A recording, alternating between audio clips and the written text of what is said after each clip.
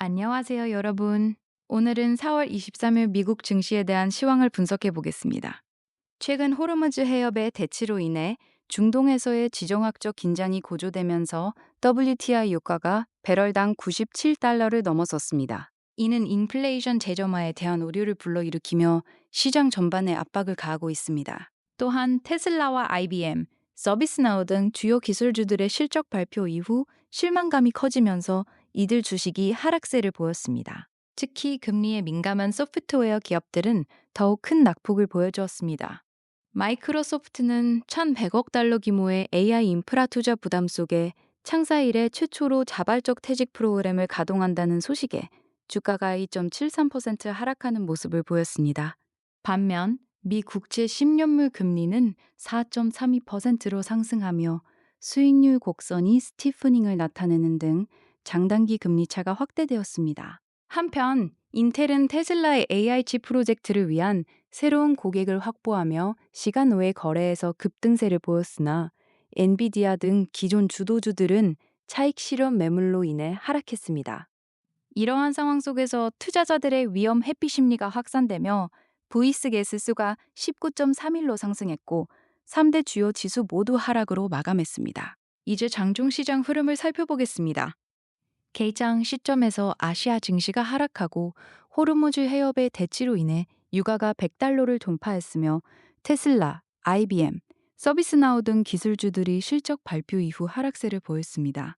이에 따라 다우 S&P 500 나스닥 선물 지수는 일제히 하락하며 장을 시작했습니다. 개장 전부터 중동발 지정학적 위기, 특히 이란 전쟁 우려가 유가를 크게 끌어올렸습니다. 유가 상승은 물가 인플레이션 우려를 다시 불러일으키며 투자자들은 주식을 팔고 안전한 자산으로 대피하려는 심리가 강하게 작용했습니다. 오전에는 일부 다우 편입 혐의 종목들이 호실적을 발표하며 나스닥 마이너스 100과 S&P 500이 일시적으로 반등을 시도했습니다. 그러나 시장은 악재 속에서도 긍정적인 뉴스를 찾으려 노력하며 하락폭을 일부 만회했습니다. 핀테크 부문이 호조를 보이며 저가 매수세가 유입되면서 시장이 잠시 안정을 찾는 듯한 모습이었습니다. 오후에는 소프트웨어 주식의 후퇴와 반도체 주식의 상승세 둔화가 이어지며 실업수당 청구 데이터 발표에 대한 경계감이 커졌습니다. 결국 나스닥을 중심으로 지수가 다시 하락세를 보였습니다. 마감 시점에서는 소프트웨어 주식의 급락이 지속되었고 인텔의 새로운 고객 확보 소식이 있었음에도 불구하고 다우 지수는 180포인트 하락, 나스닥은 219포인트 하락, S&P 500은 30포인트 하락하며 뚜렷한 약세장으로 마감했습니다. 다음으로 핵심 마켓 드루처를 살펴보겠습니다. 첫 번째로 중동발 지정학적 리스크와 고유가 충격이 있습니다. 미국과 이란의 대치로 인해 호르무즈 해협의 물류 차질 우려가 커지면서 WTI 유가가 급등했습니다. 이로 인해 시장은 유가 상승이 운송비와 생산 단가 상승으로 이어져 인플레이션을 자극할 것이라는 우려를 보이고 있습니다. 에너지 섹터는 강세를 보였지만 금리에 민감한 성장주와 장기 국채 가격은 하락하는 결과를 초래했습니다. 두 번째로 AI 인프라 투자 부담과 소프트웨어 섹터의 후퇴가 있습니다. 마이크로소프트의 자발적 퇴직 프로그램 가동 소식과 IBM, 서비스나우의 실적 가이던스 실망감이 겹치며 소프트웨어 기업들이 큰 타격을 받았습니다. 투자자들은 AI 인프라 구축에 천문학적인 자본이 투입되고 있지만 이로 인한 매출과 이익 성장까지는 예상보다 긴 시간이 걸릴 것이라는 우려를 보이고 있습니다.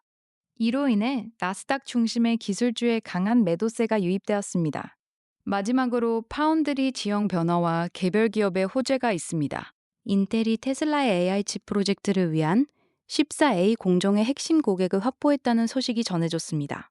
이는 AI 성장의 핵심 동력을 확보하거나 새로운 밸류체인에 진입하는 기업들의 여전히 강한 매수세가 대기하고 있음을 시사합니다.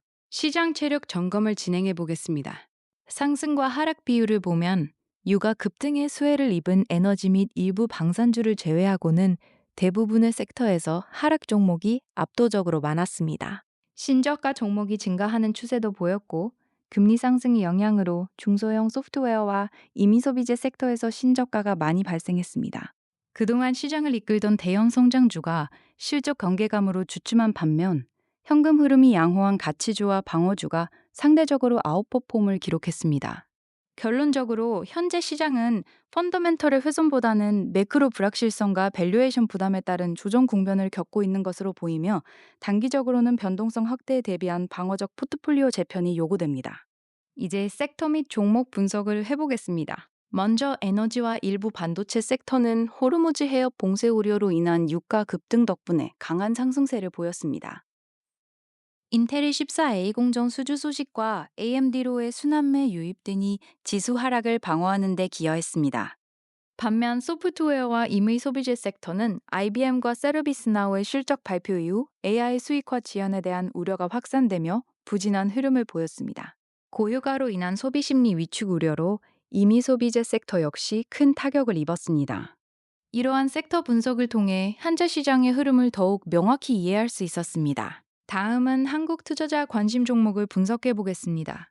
엔비디아는 현재 199세가자 882의 9.64달러로 1.29% 하락했습니다. 소프트웨어 섹터의 급락으로 차익 실현 매물이 출회되었지만 차세대 AI 플랫폼에 대한 시장의 기대감은 여전히 유효합니다. 테슬라는 373.72달러로 3.28% 하락했습니다. 1분기 EPS와 매출이 모두 예상치를 초과했음에도 불구하고 전반적인 시장 약세로 인해 하락세를 보였습니다.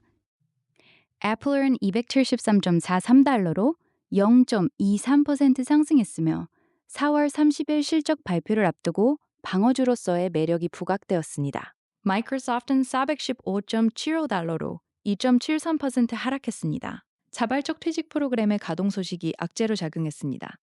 AMD는 305.33달러로 0.90% 상승하며 하락장 속에서도 순환매의 수혜를 받았습니다.